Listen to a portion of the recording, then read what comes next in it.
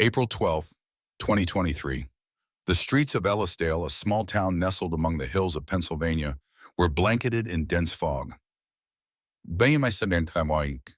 The damp air wrapped around the trees, creating an atmosphere of eerie stillness. At 6:45 a.m., Henry Royce, the local mailman, followed his usual route along the road leading to the Whitmore River. The road was deserted in the early hours, accompanied only by the sounds of nature. On the shoulder beneath a leaning oak tree, Henry noticed a blue Toyota Corolla. The car was parked at an odd angle, partially obscured by branches and leaves, which immediately raised his suspicions. This area rarely saw visitor emitters, so any unfamiliar vehicle stood out. Dew and a fine layer of dust covered the car's surface, indicating it had been there for some time. The driver's door was ajar, as if left open in haste or by accident. No sounds emanated from the car's interior, and an unnatural silence filled the air. Henry cautiously approached, his instincts warning him of an unknown situation. A faint scent of damp earth mixed with something else, difficult to identify, lingered in the air. Peering into the car through the open door, he saw a young woman. She was sitting motionless in the driver's seat. Her head was tilted downward, and her dark hair obscured her face. Her body appeared frozen, almost wax-like. Her hands rested unnaturally on her lap. The car's interior showed no signs of struggle or damage, ruling out an accident or confrontation. At first glance, everything seemed calm, yet something was undeniably wrong with the scene. The vehicle was abandoned in a place where it shouldn't have been. The absence of any movement or signs of life, combined with the woman's stillness, stirred a sense of unease. She was dressed in an elegant blouse and jeans, suggesting that her day was supposed to be ordinary. Soon, police vehicles with flashing lights surrounded the area. Detective Linda Holt, a seasoned investigator, led the initial steps of the investigation. The crime scene was cordoned off with yellow tape as forensic experts began their meticulous examination. Every detail hinted that this was no ordinary incident. Photographers documented the scene, the car, the traces on the ground, and subtle details that could be crucial clues. The investigation had only just begun, but it was already clear that Ellisdale was facing an event that would shatter its peace. This was the first link in a chain of events that would soon reveal hidden motives, betrayals, and dark secrets of those who seemed perfectly ordinary. Forensic experts continued to document the details of the scene along the banks of the Whitmore River. The blue Toyota Corolla stood in an eerie stillness, as though frozen in time. The young woman found in the driver's seat was identified only a few hours later. She appeared as if she had fallen asleep during a long drive, yet the absence of any signs of life told a different story. She was dressed in a light blouse and a dark blue jeans. Her clothes were neat, and her makeup remained mostly intact, except for smudged mascara beneath her eyes. These subtle details hinted at emotional distress before her death. Her hands rested calmly on her lap, and her lips had a faint bluish tint, adding an unsettling detachment to the scene. There were no visible signs of struggle or violence inside the car. Forensic experts noticed thin red marks on the woman's wrists. They looked like remnants of pressure or restraint. These marks were almost imperceptible to the naked eye, but introduced a new layer of suspicion. A broken smartphone lay on the floor beneath her feet. Its screen was shattered, cracks radiating from the center as if struck suddenly. The phone was powered off, and attempts to turn it back on were unsuccessful. Beside her on the seat lay a small handbag with its contents partially spilled. Keys, a wallet with identification, a lipstick, and a notebook filled with notes were scattered inside. These ordinary items seemed to suggest a hurried or unexpected situation. There were no traces of blood or visible injuries on the body, complicating the initial conclusions of the investigators. Detective Linda Holt, leading the investigation, observed the scene with a stony expression. She scrutinized every detail, trying to piece together the first fragments of the puzzle. Her experience told her that such silence was always deceptive. The innocence of this scene concealed something far darker beneath the surface. Police officers searched the area around the car. The ground was damp and soft, but the footprints were blurred. This indicated that the car had arrived recently, perhaps just a few hours prior. The fog and humidity had erased any distinct signs of movement. Ellisdale, a town accustomed to its daily routines, was now confronted with something beyond its residents' understanding.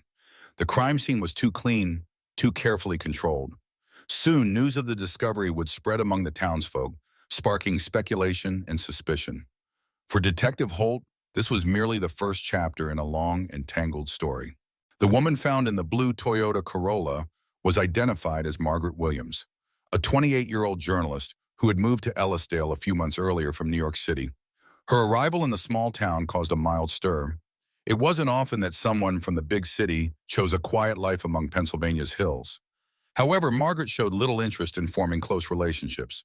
She rented a small house on the outskirts of town, and only a few neighbors recalled brief, polite conversations with her. Her work was connected to an independent investigative journalism agency.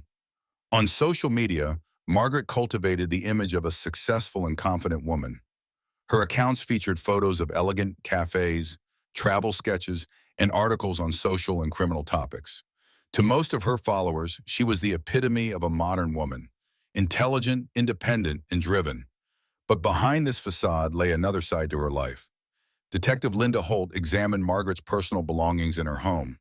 Everything was neatly organized, as if each item had a designated place. On the desk sat a laptop protected by a password, next to a notebook filled with chaotic notes and diagrams. The notebook contained names, locations, and dates, though without detailed explanations. Several pages had been torn out, suggesting an attempt to conceal specific information. Neighbors reported that Margaret often returned home late at night or sometimes didn't appear for days. She offered no explanations for her absences, responding vaguely about work when asked. In the cafe on the town's main street, she was occasionally seen with different people, but these meetings always seemed professional or business-oriented. A review of her bank statements revealed strange transactions, regular transfers from unknown sources, and large cash withdrawals from unusual locations. These patterns suggested that Margaret might have been involved in something riskier than regular journalism. Her activities likely touched the interests of powerful individuals or organizations. Detective Holt suspected that Margaret's death was no accident. The facts were beginning to form a more complex picture. Margaret likely possessed information dangerous to someone. Her reserved behavior in Ellisdale, reluctance to socialize, and cryptic notes hinted at a hidden fear. This death was not just a simple tragedy, it was a message, and someone had tried to disguise it as an ordinary incident. Holt knew that solving this case meant uncovering truths that could disrupt not only Ellisdale's peace, but extend far beyond the town's borders. Detective Linda Holt meticulously analyzed the collected evidence, trying to reconstruct the final days of Margaret Williams's life. The more information she gathered, the more tangled the case became. The first and most obvious suspect was Oliver Brenton, a local photographer and former colleague of Margaret's. They had worked on several projects together after her move to Ellisdale. Oliver was well known in town as a quiet and reserved man. At 35 years old, he was a professional in his field, and his work often appeared in local publications. However, beneath his calm exterior lay something more elusive.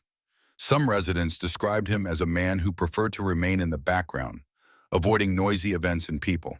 He rarely shared details of his personal life and always seemed overly cautious in his interactions. Witnesses recalled seeing Oliver and Margaret in a local cafe a week before her death. Their conversation appeared tense. Margaret spoke with intensity, while Oliver sat silently, gripping his coffee cup. Her face showed frustration, while his remained expressionless and cold. One witness overheard a fragment of their exchange in which Margaret mentioned exposing the truth and danger for everyone. Oliver did not respond. He simply stared at her with an anxious look in his eyes. Detective Holt invited Oliver for questioning. He arrived at the police station on time, dressed simply and inconspicuously. His answers were brief and precise. He admitted knowing Margaret but insisted their relationship was strictly professional. He mentioned working together on a photography project for a local newspaper and denied any conflicts. When Holt asked about their meeting in the cafe, his voice remained steady, but a slight tension betrayed his unease. He explained the argument as a professional disagreement, offering no further details. When questioned about his whereabouts on the evening before Margaret's death, Oliver claimed he had been at home alone. There were no witnesses or evidence to confirm his alibi. Oliver's demeanor was controlled, yet something in his eyes made Holt doubt him. She knew that people who kept everything bottled up often concealed more than they let on. His lack of an alibi, the witness accounts of their argument, and his professional connection to Margaret made him a convenient suspect. However, Holt sensed it was all too simple. A crime of this nature required more than an emotional outburst. She decided not to rush to conclusions and to dig deeper. In this case, as in many others, the truth lay hidden in the small details. Oliver Brenton might be just one piece of a much larger puzzle. Detective Linda Holt decided to delve into the digital trail left by Margaret Williams. After hours of work by technical specialists, her laptop was finally unlocked, revealing a carefully concealed part of the journalist's life. Inside, they found a series of emails, encrypted documents, and files containing ominous information. Among the correspondence, one name stood out: Thomas Kane, a businessman with a questionable reputation, known for his dealings in real estate and construction projects in neighboring towns. Initially, the emails between Margaret and Thomas seemed to be routine exchanges about local developments, but over time, the tone shifted. Margaret's inquiries turned into direct accusations of fraud and illegal schemes. The final messages were particularly disturbing. Margaret had uncovered evidence that Thomas Kane used shell companies for money laundering and defrauded investors. She planned to publish an expose that could ruin his reputation and career. But Thomas's last emails were chillingly different. Short phrases laced with veiled threats. "You don't know who you're dealing with. Stop while you still can." Detective Holt realized this was the critical thread linking all the events. Margaret had stumbled upon more than her safety could afford. She had gotten too close to the truth about someone who couldn't afford to be exposed. The search for Thomas Kane yielded no immediate results. His office in the town center was locked, his phone was switched off, and neighbors reported that they hadn't seen him for days. He had disappeared shortly after Margaret's body was discovered. The timing was too coincidental to be accidental. Meanwhile, a crucial entry was found in Margaret's notebook, a date and the location of a meeting near the Whitmore River on the night before her death. The meeting was specifically arranged with Thomas Kane. Margaret had likely intended to give him a chance to explain himself or make a final attempt to persuade him to stop. Detective Holt pieced together the new evidence into a coherent sequence of events. Oliver Brenton, who remained the primary suspect, now seemed to be a red herring. The real conflict had been between Margaret and a powerful businessman willing to do anything to protect his secrets. The sense of nearing the truth grew stronger, but Holt knew there was still much work to be done. Thomas Kane was on the run, but his secrets had already begun to surface. This was a dangerous game, and every step toward the truth carried serious consequences. The investigation had reached a new level of intensity. Thomas Kane was declared a fugitive. Police patrols scoured the outskirts of Ellisdale, and his description was distributed across Pennsylvania. Detective Linda Holt knew that Kane wouldn't stay hidden for long. People used to control always made mistakes. 2 days later, a gas station attendant on the interstate recognized Kane from a police sketch. He was sitting behind the wheel of a black Dodge, trying to remain inconspicuous. The police arrived swiftly. Thomas was arrested without resistance. His face looked exhausted, his eyes hollow. It was as though he had come to terms with his inevitable downfall. During interrogation, Thomas initially denied any involvement in Margaret Williams' death. His demeanor was cold and detached, like someone accustomed to business negotiations. But Holt knew the key to breaking him lay in the weight of the evidence her team had gathered. The proof was irrefutable. The threatening emails, Margaret's notebook entries, and the broken phone in her car, its last outgoing call directed to Thomas's number. Holt was patient. She knew that silence in an interrogation room could speak volumes. Finally, Thomas cracked. His voice was calm as he began to talk, but his words carried an undercurrent of tension. Thomas confessed that Margaret had discovered his fraudulent dealings, and her expose would have destroyed everything he had built. He hadn't intended to kill her. That night by the Whitmore River, he only wanted to intimidate her into silence, relying on threats and coercion. But the meeting didn't go as planned. When Margaret refused his demands, the confrontation escalated. Her unwavering confidence enraged him. He grabbed her wrist, trying to pull her out of the car, but she resisted. In the chaos, her sudden movement caused her to lose balance and hit the car door. Thomas froze, realizing what had happened. Panic overtook him. He tried to stage the scene as an accident, placing her back in the driver's seat, leaving the broken phone beneath her feet, and concealing the car with branches. After his confession, Thomas hung his head. Any hope of defending himself was futile. His career, reputation, and freedom were gone in an instant. Detective Holt left the interrogation room with a heavy sense of closure. This wasn't just a murder, it was a tragedy fueled by greed, fear, and a desperate need for control. Margaret Williams had fought for the truth, but that truth had proven fatal for her. The trial of Thomas Kane concluded swiftly. The evidence gathered by Detective Linda Holt and her team was undeniable. His confession, Margaret Williams' records, the threatening emails, and witness testimonies painted a clear picture of the crime. Thomas Kane was sentenced to 25 years in prison for involuntary manslaughter and attempting to cover up the crime. His career, influence, and reputation vanished the moment the judge announced the verdict. The courtroom was filled with a tense silence during the sentencing.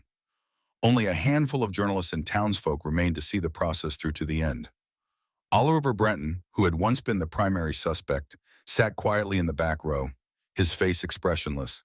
His life had been upended by suspicions from which he couldn't defend himself. Even after all charges were dropped, a shadow of doubt lingered over him. Ellisdale slowly returned to its usual rhythm. Shops reopened, and residents resumed their daily routines, but the case of Margaret Williams left a deep scar. In cafes and on street corners, whispers continued, a quiet acknowledgement of how dangerous the truth could be. Margaret had come to their peaceful town seeking refuge, but found only peril and death. Her rented house on the outskirts of Ellisdale remained empty. The silent room still held her personal belongings, books, notebooks, and unfinished articles. Linda Holt visited the house one last time to ensure everything was documented for the case archives. The room where Margaret had worked seemed frozen in time. A laptop sat on the desk next to a half-finished cup of coffee. For Detective Holt, this investigation was a stark reminder that the truth often comes at a steep price. Margaret had fought for justice but found herself trapped between her own courage and someone else's fear of exposure. Thomas Kane wasn't a monster, but his greed and desperate need to protect his reputation had led him down a path of no return. At the site where Margaret's car was found, locals placed a few flowers. A modest memorial by the foggy shores of the Whitmore River served as a silent reminder of how easily a life could be extinguished by hidden motives. For Ellisdale, this was a tragedy that taught them to value the truth but also to fear it.